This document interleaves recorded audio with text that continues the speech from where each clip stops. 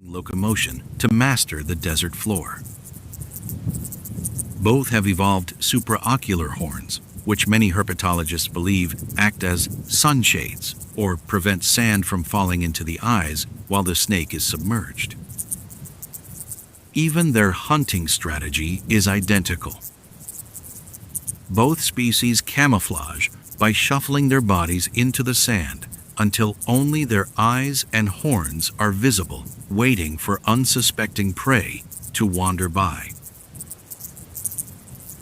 Despite belonging to different subfamilies, the selective pressures of the harsh desert environment have driven these two vipers towards identical morphological adaptations.